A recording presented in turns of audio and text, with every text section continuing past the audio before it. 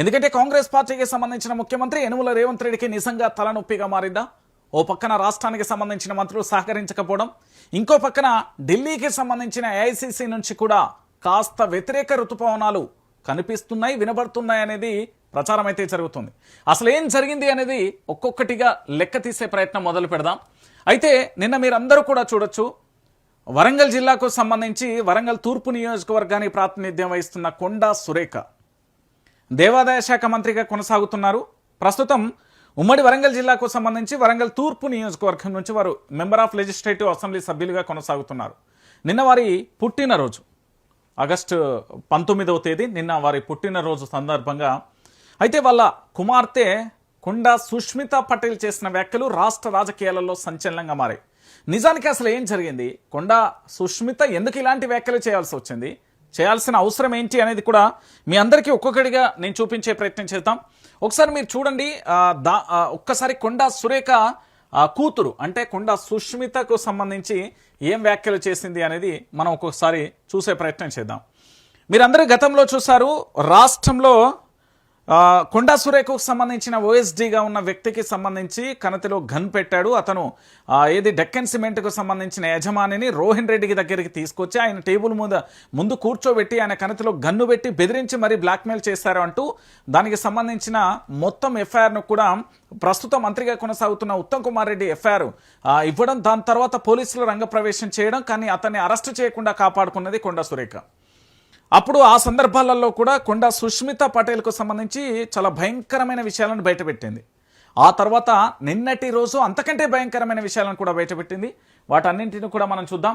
రేవంత్ అవినీతి గుట్టురట్టు చేస్తా, ఎవరన్నారు ఇది?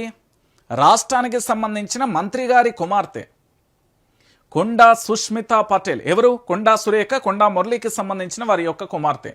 ఏమన్నారు? మంత్రి కొండా సురేఖ కూతురు సుష్మిత ఘాటు హెచ్చరిక, రేవంత్ రెడ్డి ముందు నువ్వు ముఖ్యమంత్రిగా ఉంటావో ఉండవో చూసుకో, నీ తమ్ముడి 200 కోట్ల ఇష్యూ ఒక్కటే బయట పెట్టిన, ఇంకా చాలా ఉన్నాయి. ఇంటెలిజెన్స్ను పట్టుకొని మంత్రుల ఇండ్ల చుట్టూ పోలీసులను తిప్పుతావా? ముఖ్యమంత్రి నువ్వా పొంగులేటా? ఆ పొంగు ఎక్కువసేపు పొంగదు. వేం నరేందర్ రెడ్డి నీకు ఇస్తున్న సలహాలతోనే రాష్ట్రం ఆగమైతున్నది. అచ్చ కాంగ్రెస్ వర్సెస్ పచ్చ కాంగ్రెస్ అన్నట్టుగా ఉన్నది రాష్ట్రంలో పరిస్థితి. డైపర్ వేసుకోకుండా నడవలేని రేవూరి ప్రకాష్ రెడ్డికి మళ్ళీ టికెట్ ఎట్లిస్తా అంటావు? సీఎం వచ్చినా వాళ్ళ అయ్య తాత వచ్చిన పరకాలలో గెలిచేది నేనే. రేవంత్ రెడ్డిపై కొండా సుష్మిత ఫైర్. బర్త్డే వేడుకలలో సంచలన వ్యాఖ్యలు అంటూ కూడా చూస్తున్న పరిస్థితి కనబడుతుంది. సో మొత్తానికి నాకు ఒక డౌట్ ఏంటంటే 200 కోట్ల ఇష్యూ ఒకటే బయట పెట్టింది. ఎవరిది? నీ తమ్ముడి 200 కోట్ల ఇష్యూ ఒకటే బయట పెట్టినా ఇంకా చాలా ఉన్నాయి. అంటే రాష్ట్ర ముఖ్యమంత్రి యనుమల రేవంత్ రెడ్డి గారి యొక్క తమ్ములు అవినీతి చేస్తున్నారు. ఇది రాష్ట్రానికి సంబంధించిన మంత్రి కొండా సురేఖ కుమార్తె సుష్మిత బయటపెట్టిన విషయం. ఒకటి ఇది మేజర్గా తెలంగాణ ప్రాంత ప్రజలందరూ కూడా ఆలోచించాలి. బీఆర్ఎస్ పార్టీకి సంబంధించిన నేతలు ఆరోపణలు చేస్తున్నారు. వాళ్ళ అవినీతి చేయలేదా, లేదా రకరకాల వ్యాఖ్యలు చేశారు కదా. ఇప్పుడు కళ్ళు బైర్లు గమ్మితే ఒకసారి కళ్ళకెళ్ళి బయటికి వచ్చి చూడుర్రి. ఇది రాష్ట్రానికి సంబంధించిన మంత్రి కొండా సురేఖ గారి కుమార్తె చేసిన వ్యాఖ్యలు. ఈ వ్యాఖ్యలు ఇప్పుడు రాష్ట్ర రాజకీయాలలో సంచలనంగా మారినాయి. అంటే రాష్ట్రానికి సంబంధించిన ముఖ్యమంత్రి రేవంత్ రెడ్డి యొక్క వాళ్ళ యొక్క కుటుంబ సభ్యుల అవినీతి ఉంది అని చెప్పడానికి ఒక సాక్ష్యం ఇది. నీ తమ్ముడి 200 కోట్ల ఇష్యూ ఒకటే బయట పెట్టినా ఇంకా చాలా ఉన్నాయి అంటూ కూడా చెప్తున్నది. ఇంకోటి, ముఖ్యమంత్రి తెలంగాణలో ఎవరు? రేవంత్ రెడ్డా పొంగులేట రేవంత్ రెడ్డా? ఇది ప్రస్తుతం జనరేషన్ అంతా కూడా ఆలోచించాలి. ఈ తెలంగాణ యువత అంతా కూడా ఆలోచించాలి. ఎందుకంటే ఇంటెలిజెన్స్ను మొత్తం కూడా మంత్రుల ఇళ్ల చుట్టూ తిప్పుతున్నారట. ఎక్కడికక్కడ మంత్రుల ఇళ్ల చుట్టూ తిప్పి అసలు ఏం జరుగుతుంది, ఏం కథ, ఏం లక్షణం అనేది మొత్తం కూడా బయట పెట్టే ప్రయత్నం చేస్తున్నారు. అంటే పోలీసుల సలహాలతోనే ఇదంతా జరుగుతున్నదని కొండా సుష్మితకి చెప్తున్న వాదన. ఇంకోటి ఏంటంటే రాష్ట్ర రాజకీయాలలో వేం నరేందర్ రెడ్డి నీకు ఇస్తున్న సలహాతోనే ఆగమైంది. అంటే ఆ రాష్ట్రానికి సంబంధించి సలహాదారు వేం నరేందర్ రెడ్డి ఏం సలహా ఇస్తున్నాడు అంటే ఉమ్మడి వరంగల్ జిల్లాను మొత్తం తన చేతిలో పెట్టుకోవాలనుకుంటున్నాడు. అంత సీన్ లేదు ఆయనకు. ఫస్ట్ వేం నరేందర్ రెడ్డి అనే వ్యక్తి నల్లబెల్లిలో జెడ్పీటీసీగా ఎప్పుడైతే పతనమైందో ఆయన రాజకీయం అప్పుడే ఖతమైపోయింది. నేను చాలా క్లారిటీగా చెప్తున్నా, వేం నరేందర్ రెడ్డితోని తెలంగాణ రాష్ట్ర రాజకీయాలు ఏం కావు.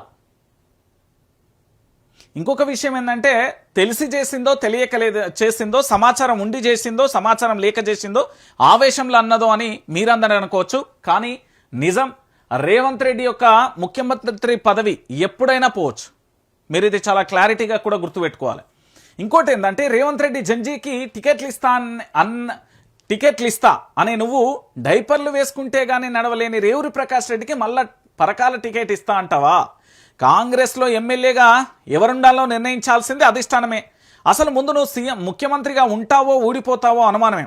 నీ ప్రవర్తనను అధిష్టానం అన్ని కోణాలలో జాగ్రత్తగా పరిశీలిస్తున్నట్టుగా మాకు సమాచారం ఉంది. రేవంత్ రెడ్డి కళ్ళు నెత్తికెక్కినాయా? నీకు పిసిసి ఇప్పించి తప్పు చేసినాం, కొండా మురళినే తొక్కేద్దామని చూస్తావా? ఇప్పటికే నీ తమ్ముడి 200 కోట్ల ముచ్చటనే చెప్పినా నా మీద కౌంటర్ ఇయ్యాలని చూస్తే మొత్తం బండారం బయట పెడతా.